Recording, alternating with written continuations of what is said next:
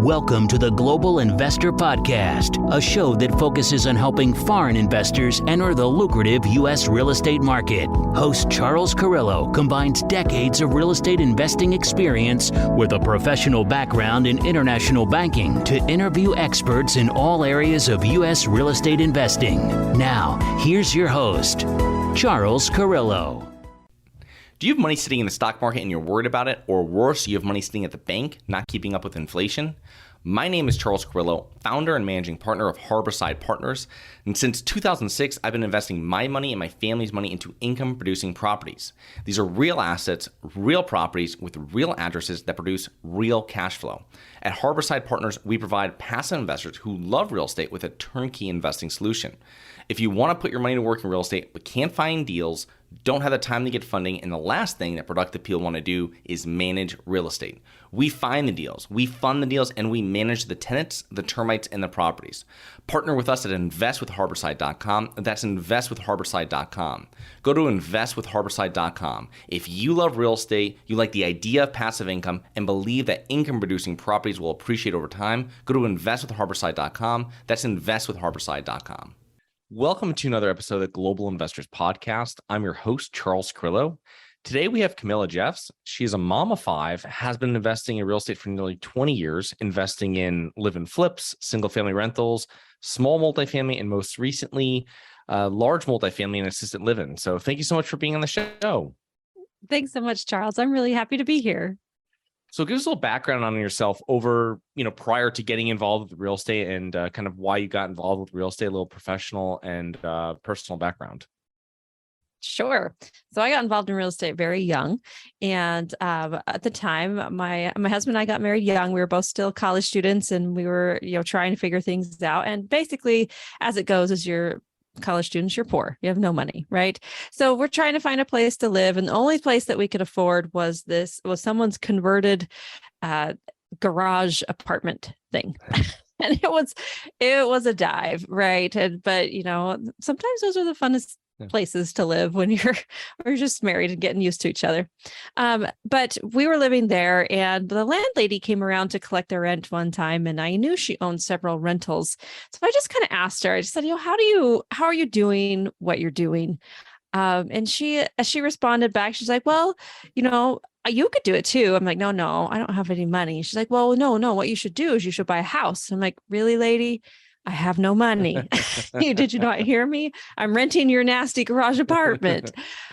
And so she said, no, listen, you can go and buy a house that has a basement apartment in it, and you can rent out that basement apartment. And then you could live there for free or just a small monthly amount. And I was like, And then that's exactly what we did. We went out and we went from living in a nasty garage apartment and we bought a 6-bedroom home that had a pool in the backyard, and we rented out the basement, had a kitchen in the basement. And we rented that out and we were paying $150 a month to live there. So we're paying less than the garage apartment. So I always say that I got into real estate out of necessity because I couldn't afford anything else. Like we could barely afford a nasty garage apartment, and so we got something cheaper that paid us, which was pretty awesome. Wow, that's awesome. Yeah, house hacking is such a great way of getting into real estate. And it's you can't really lose per se with it because you're getting this long-term debt. And if you have a way of getting consistently the other rooms or, like you said, basement rented out, it's safer. I know somebody that bought like single family houses and they would have like roommates. And I was like, yeah, well, what happens after like 2 years when you kind of don't want roommates or something like that? It's much different. Like you had a separate actual unit where everybody has their own ingress and egress, so you don't really have to run into each other or like using common areas. So that's a great way of doing it. Yeah, it worked out great for us. It really did. So after this experience is what really kind of pushed you along into getting further along in real estate. And what did you do after that, Matt? What did you do after this house hack? What was your next kind of forte into it? Yeah. So the house hack really got me thinking about real estate and the power of real estate. And so I decided to, double down and figure it out. So I read every book I could find on the subject. And, there were not there were not podcasts back then. So it was basically just book reading, book learning. And so as I learned, I happened upon the book that had the strategy one house at a time. And basically the strategy was buy a new house every 2 years, you move in, you live there for 2 years, then you move out and rent it for 3 years. And then you can either sell it at that time and with no capital gains tax, or you can continue to rent it if it's going well for you. So I was like, okay, that sounds like an interesting strategy. Maybe that's one we could do. Again, not much money, right? We don't have very much money. We're both still trying to finish college and working part-time minimum wage jobs. So the next step we took was we bought a fixer-upper, and we decided, well, let's buy something we could add value to, and try this one house at a time strategy. So that's what we did. And we basically did, I call it live-in flips now. So we moved in, we fix it all up ourselves, and then we move out and rent it for 3 years, and then we would sell it after that. And we proceeded to do that like clockwork every 2 years for about 10 years. We would get a new property, would acquire a new property. And then I felt like that was slow. That was going slow because now by 10 years later, I feel like I know what I'm doing. And so then got into small multifamily and launched my own property management company as well. And we just really started going, right? Well, 15 years in to our investing journey, we have 5 children, and we've been doing everything ourselves this whole time. And I just got burnt out. I was in a space where I thought, this is it's so much work, right? And the cash flow is not super great. It's a little bit of cash flow, but because investing in single family homes, although you can hit a home run, but mostly we were hitting first base. Like we were first base, second base type hitters. And so we were trying to figure out, what do we do? Because we're just spending so much time in these properties. We're dragging the kids there, and it's good training for them. I don't regret it at all. I thought it was good training. They grew up in real estate, which I didn't, and I didn't have that opportunity.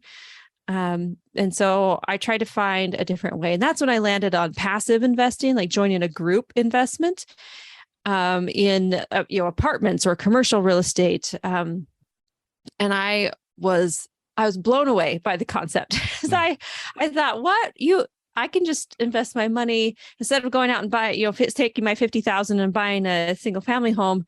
I can put it into an apartment. Someone else will do all the work. I don't have to do any of the work. I don't have to spend any of the time, any of the stress up on it.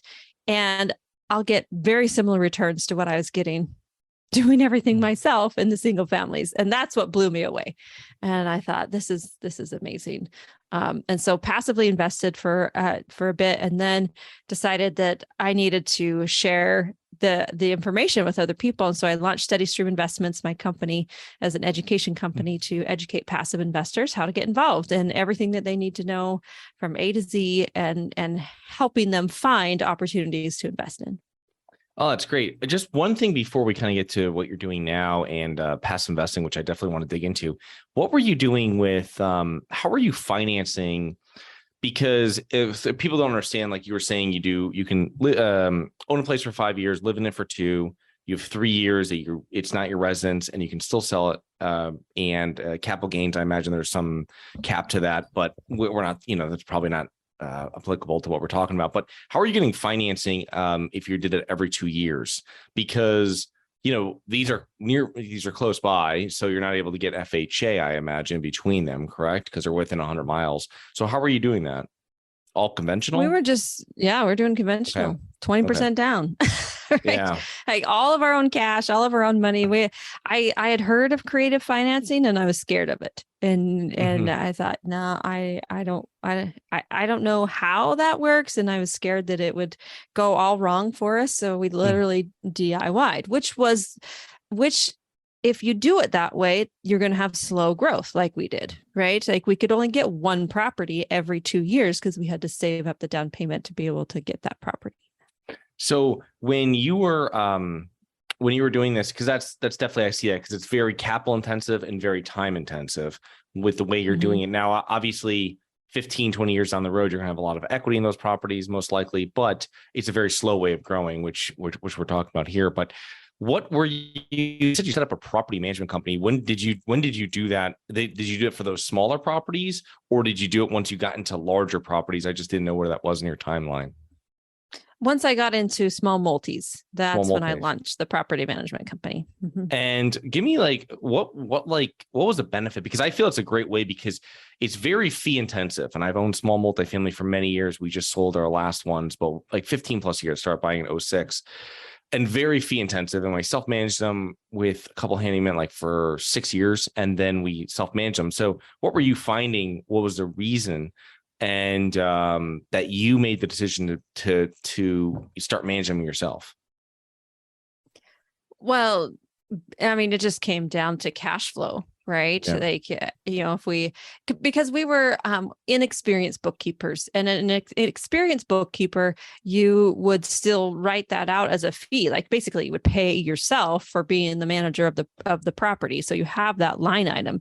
We didn't think that way. We weren't that sophisticated in the beginning. And so it was just all about saving money and not having to spend excess money when we could just do it ourselves. Now it's a mindset issue, and it's a mindset issue that I've had to really work on, the DIY mindset, to, trying to do everything ourselves, because it definitely, I mean, it worked, right? We got a bunch of properties, but our growth is very slow compared to, a bunch of colleagues that I know today that have been able to buy 10 properties in 2 months because they are partnering and they are not doing everything themselves.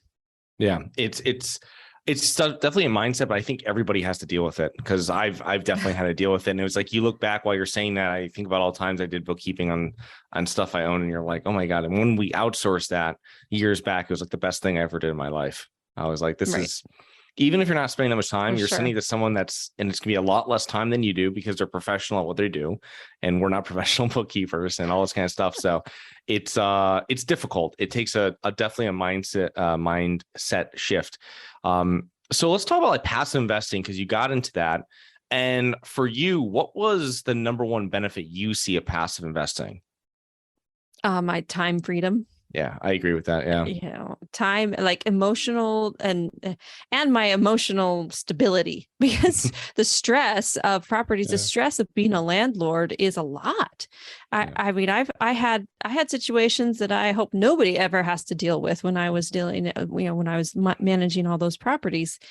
And really professional property managers do it way better than mom and pop people do, because they have systems and process, and they have rules and regulations, and you have to. I remember at one point someone was telling me, Camilla, you've got to pick your charity. Like, your business can't be your charity, because I was feeling so bad for some of my residents. They'd come in and be like, I just can't pay rent this month. And I'm like, well, I know you're in a hard spot. It's okay. Maybe next month. And that's no way to run a business. Right. Yeah. And so pick your charity. So you're donating to charities, but your business can't be the charity. Right. Yeah. And it's a two-way street with those type tenants and everything like that. And you want to be fair and always be fair. But it's also one of the things too is, hey, I'm going to provide this, clean housing that's in good shape and condition, and I'm going to take care of it. And then, but when it comes to the first of the month, that's where it comes back. You know what I mean? And it's difficult, and you really have to train tenants from the beginning on that. And it's difficult to do it midstream. It's kind of from the beginning, you can kind of put your foot down, and if you hold that line, you're good. But it's difficult unless you bring in like another manager, like, oh, this person's now taking care of it, and they can come in, and now they're like, listen, we're not paying rent on the 15th anymore.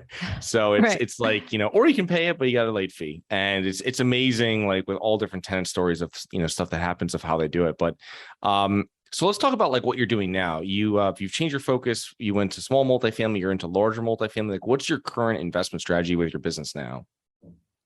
Yeah. So current strategy now is all in commercial real estate. So I love the economies of scale of it. I love that, the professionality of it, that it's run as a business. I love the partnering aspect, that you don't have to do everything yourself. You can rely on other people. And at first that was another mindset shift that I had to go through, was because I was used to having control of every single detail.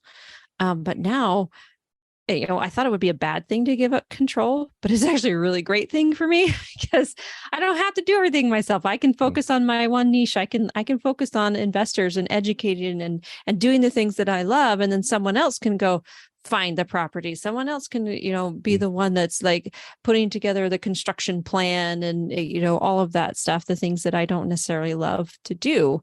And I like that too. And so that's kind of right now we're all in commercial. And by commercial, I mean multiple asset classes and multiple markets.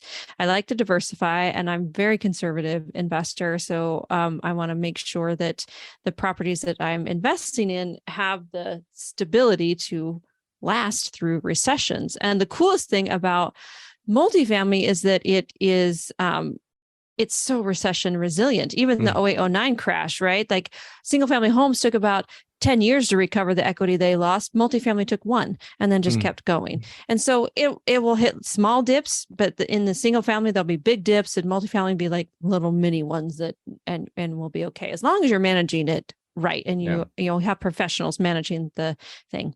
And then the other asset class that I really like is assisted living, or, in the senior living asset, because there's just so many benefits, and the demand is really high and will continue to grow for years and years to come. That's interesting, because that's the one thing I want to talk about too. Is I've personally never invested into assisted living, and I've heard a number of people talk about it. And you go to conferences, you hear about it, and you hear people's strategies, and that's very interesting. And you kind of like want to, before I bring like investors in something like this, I like to invest into it for a few years and like figure out exactly what I'm doing. But what I find with assisted living, obviously I've never done it, so just kind of step in, but I really see it as two businesses in one, where you have, you have the real estate and you have like managing that. So you buy this property, it has to be managed, everything they would manage with a regular commercial property, whether it's multifamily or whether it's like a larger office, whatever it is. And then the second thing is you actually have to now, your second, your second business is really the assisted living portion of it. And that's kind of like, so can you give an overview of like why you like assisted living? It sounds like there's a lot more headaches with it. And I mean, how does that work? Yeah, I mean, you're exactly right. It is two businesses in one. It's a real estate business and a healthcare business, because we hire doctors and nurses and the staff to take care of the residents, and the residents need care. We're not just providing a house, like you would a regular tenant and say, okay, move yourself in and do what you want and feed yourself, right? We are there feeding the residents. We are there taking care of them. Someone's on call 24/7. We're managing their medications, and all of that. So here's the thing. I'm a real estate girl. I didn't know much about healthcare. So what I need to do is, if I want to get into assisted living, I need to partner with someone who knows healthcare, who's been there, done that, and knows how to run an assisted living facility. You bring those two things together, and right now we are building brand new construction for these facilities, and we're doing them in a boutique niche style. So we like I don't like the big giant ones that look kind of like a hospital. Like I wouldn't want to put my grandma in there, my mom in there. We're building large homes, and with like 16 bedrooms in each home, and it's complete with its own kitchen and library and place for the residents to really feel like they are still in a house. Because one of the hardest things, if you think about moving your grandma or your mother, father, whatever, into assisted living, is they don't want to leave their house because they love their home. And so if there's a step that's easier on them, where they can live in this bigger home with other people their age, it seems to go a lot better, right? The families that place their residents with us, they love it. They love the concept, and they feel like their loved ones are taken care of much better in this type of niche boutique style. But yeah, so you have to keep that in mind, that if you're investing into assisted living, you're investing into two businesses, both real estate and healthcare. The nice thing is both those businesses are stable, right? They're both very stable businesses. They're not businesses that are going to go away anytime soon. Real estate is here to stay. Healthcare is here to stay. And in fact, if you think about it right now, in the next 10 to 20 years, the number of people over age 85, which is typically, between in the 80s is typically when they move into assisted living, right? That will grow 111% over the next 20 years. So it is absolutely needed, which is why I'm super excited about it now, because we get in there, we build them all now, and then we lease them up. Of course, it takes five-ish years to get it all built and leased up. And by the time that we're done building and leasing, that's when the huge demand is right there, and we're ready and primed and ready to offer it up. So that's what we're excited about. It is what's happening with the future of assisted living. So I've never had a close relative in assisted living before. And how does this work? Because this must be like $100,000 a year, I would imagine. You know what I mean? For someone to live in one of these, maybe at least 70. I mean, for everything put together. So are these people paying out of their own pocket? Is this like a long-term insurance that they have going into it? I imagine it's a mix of both. Yeah, it's a mix of both, and with the projects, some of them are, ours is a little more high end, like the boutique niche style, right? Is a little bit more high end. So it cost more, but a lot of times the loved ones have insurance, right? Have elderly care insurance that they can use, or the families are paying, or they just have the funds that available to be able to pay for this type of thing. Now, if they don't have the money to be able to pay for what the product that we're providing, then there's other things out there that they can use too. And there is Medicare too. So sometimes Medicare will cover some of the assisted living costs. But you're right; it's not cheap. It's definitely not cheap, because it's 24/7 care. Yeah. Okay. It was just, I remember an investor telling me this one time. We were driving by one years back, and he's like, well, there's only so many wealthy people. It's like a beautiful complex. And I was like, and I not knowing anything, I thought, well, that's a very interesting concept. I never even thought about, paying, I don't know, it's not something you really think about how people are paying, because you're like, oh, there's insurance, but does everybody have insurance? I mean, health, so. And the other thing to remember is that residents aren't there for a really long time. Yeah. Right. It's the end of their life. And so they're there on average, they're there between 12 to 24 months. Oh, really? And so it's not a super long time that they're in assisted living. Okay. All right. Well, that makes it, makes sense now. Exactly. But so let's talk about a little bit about you. I'm not sure exactly when you did it, but you quit your W-2 and to focus completely on real estate investing and your large family. Tell us about like the decision and like how you prepared for it. Cause I think this is something that people want to start active or maybe passive in real estate, but making, whether if it's in real estate or in another business, they want to make the jump to being a full-time, entrepreneur, their own boss. So kind of how did it work for you? What did you do? And kind of what kind of mindset shift did you have to make for that? Oh, 100 different mindset shifts. So I've always been someone who gets really excited about personal growth and learning new things and doing things and kind of being on my own. Sometimes I wonder if I was a bad corporate employee, but I did fine, right? I mean, I had good reviews and stuff, but I was always like, my brain was always itching for more, itching for something different. So as I'm, working in corporate and building my real estate business on the side, I really started just feeling like I need my time freedom back, because here I am, I'm working a full-time job, all day. And then I'm trying to work my real estate business in the evenings and on weekends. And I have 5 children, and they're all teenagers now. And I have very few years left with them, right? Like they will be gone very soon. And so I just knew I needed to get my time freedom back. And that was the motivation to work really hard on my real estate business so that I could have the time freedom to be able to do whatever we wanted to do as a family. And I could work from anywhere I needed to work. And I could take days off whenever I wanted to take days off. Right. And so that was my big motivation. Now, the whole process to get to the point where you actually tell your boss that was a process. And so for me, I take a conservative approach. I'm not one that's just going to burn the boats and be like, I'm done. Peace out, everybody. I was more methodical about it. So I said, okay, I have to prove to myself that I'm not going to put my family in a financial bind, because what I didn't want to do is I didn't want to exit my corporate job. And now we don't have money to do all the fun things that I wanted to do I had the time, right? You have to have both. You gotta have the time and the money to do the things you want to do. And especially, buying 7 plane tickets is a lot. So I'm like, okay, I have to be methodical about this. So as I approached it, I looked at I told myself, Camilla, if you can replace 70% of your corporate income, and that's the point at which you can now exit your job, because you've proven to yourself that you can do it. And then as soon as I knew as soon as I exited my job, I'd be able to produce that other 30% very quickly. And that's exactly what I did. I got to the point where I had replaced 70% of my income. And that was the point where I said, okay, boss, I'm leaving. And, worked with my boss to make sure I finished up some projects and stuff, and then exited.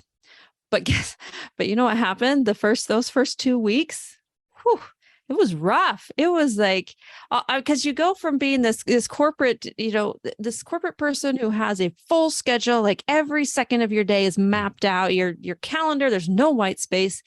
You quit your job. Now you're full-time in your own thing, and it's all white space, right? And I have to be intentional about filling that white space. And it was jarring for me. It was very jarring for me to go from that. And then the other jarring thing was just the income, because I was used to the steady paycheck. I was used to every 2 weeks it got deposited into my account, and I never had to think about it. My account always grew because we always lived below whatever we were making. And so the account always goes up. And now my account, goes up drastically when I close the deal. And then just, goes down, down, down, down, down, down, down for a few months. And then, back up again, and it's like this roller coaster ride. And it's very crazy. It messes with my brain to watch my bank account slowly decrease instead of always increasing. But, it's bigger than it was, last year at this time. So that's a good thing. There you go. It's great that you have the proof of concept is such a important factor in anything. Like when you're working your own business or you're making the leap like you did to going full time in it. But since you have that proof of concept, then you're like, okay, now I can like pour the gasoline on, you know what I mean? And really take it to the next level. Because in the beginning, you're like, that's why like in angel investing, they're always like, minimal viable product, so when you hit that, then you're like, okay, now we have something that people like and we can go from there. But if you don't have that, it's kind of difficult for people to believe in, or yourself believe in what you're doing. So that's great. That's fantastic. So one thing I was reading when I was preparing for this episode, and saying that you're obviously very conservative. You're very risk averse and safe when you invest. You were doing a lot of projects without debt or with minimal debt. Is that correct? In some of your previously in some of your projects you were doing? So one of the projects we did without debt. Yes. And like, you said that is that something that you would avoid doing again? Or was that something, I mean, it sounds very safe, but also it can really hamper your returns. I imagine that's what your thinking is. Yeah. So let me tell you about my $1 million mistake, right? So we acquired all these single family homes, and one of those we did acquire without debt. And because we got caught up in a financial guru's preaching, and he's super awesome, right? Dave Ramsey. He's super awesome. He has really great advice, right? For people who are in the beginning stages of their financial journey. Super great advice. Have an emergency fund, pay off your debt, all these things. But once you graduate from that beginner stage and you enter the intermediate stage, where now you're like, okay, I've gotten rid of all my debt. I have a fully funded emergency fund. Now what? Now it's investing. Now it's the time to really invest.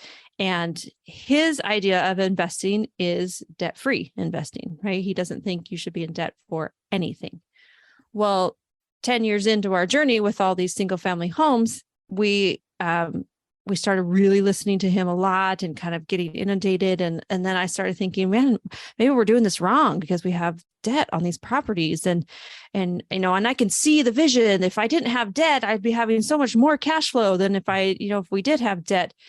And we got so far into it that we sold most of our properties. Wow. So we could have some that were debt free, right?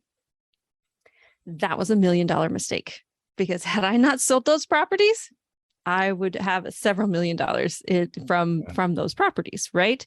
And so the thing is, I've come to realize, and even then, after that, I went and got my MBA. And in my MBA, we were in corporate finance class, and we learned very clearly, and the numbers show it very clearly, that a corporation, any business run without debt is a poorly run business. Yeah. You cannot run a business without debt, or you're just not gonna survive.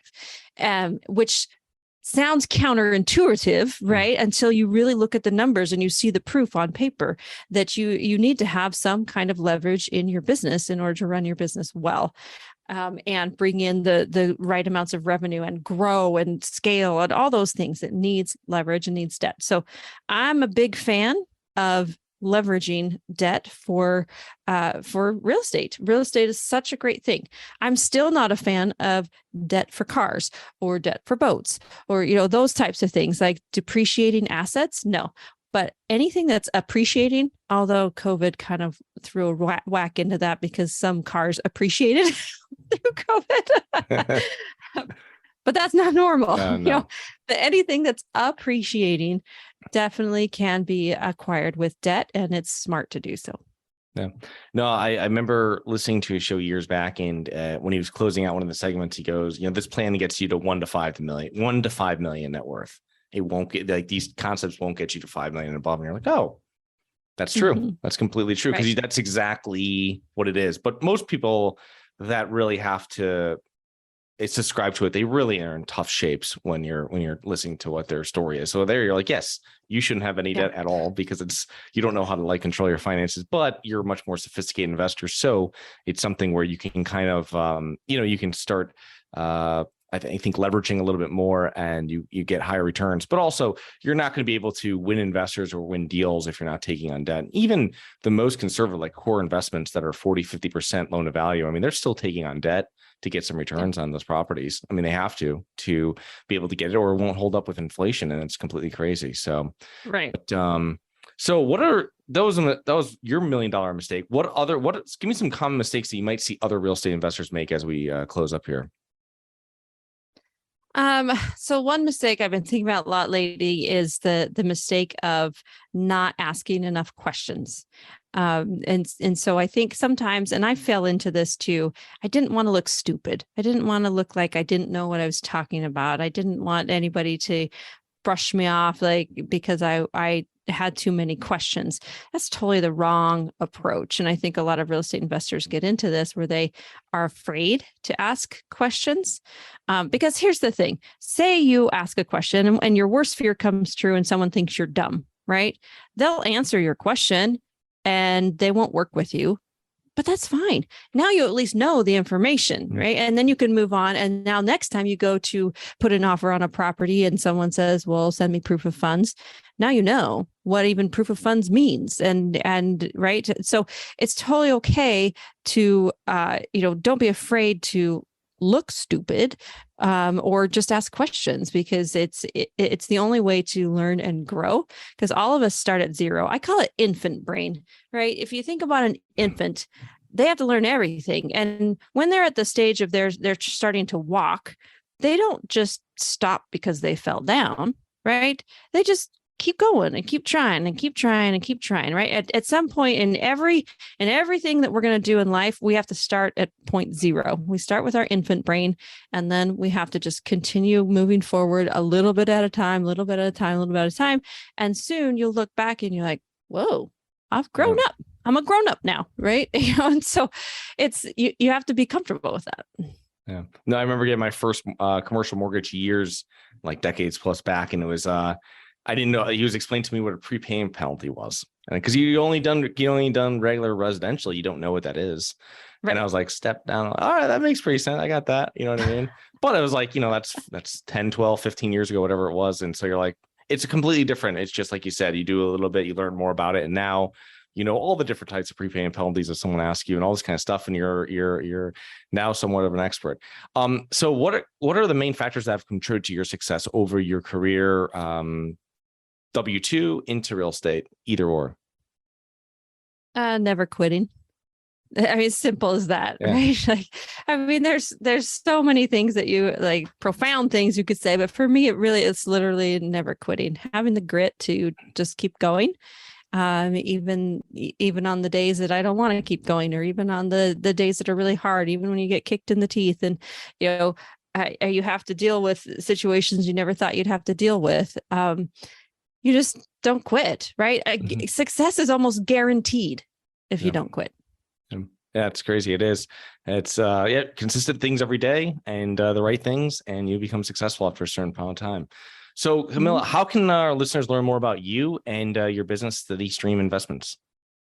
Yeah, please visit my business, SteadyStreamInvestments.com. On there, I have a free course all about passive investing. It's called Passive Investing Made Easy. It's super simple, breaks it down, especially great for the first time passive investor. If you've never done it before, it's a really great course to pick up. And then through there, you'll be able to schedule a call with me. And I'm happy to chat with any of your listeners about investing in general. And or if you want to be an active investor, feel free to reach out. I'm happy to share, lessons learned and talk about your journey and what's happening with you too. Well, thank you so much for coming on, and looking forward to connecting with you here in the near future, and have a great rest of your day. Thank you. Hi, guys. It's Charles from the Global Investors Podcast. I hope you enjoyed the show. If you're interested in getting involved with real estate, but you don't know where to begin, set up a free 30-minute strategy call with me at schedulecharles.com. That's schedulecharles.com. Thank you. Thank you for listening to the Global Investor Podcast. If you like the show, be sure to subscribe on iTunes or Google Play to get new weekly episodes. For more resources and to receive our newsletter, please visit globalinvestorpodcast.com. And don't forget to join us next week for another episode.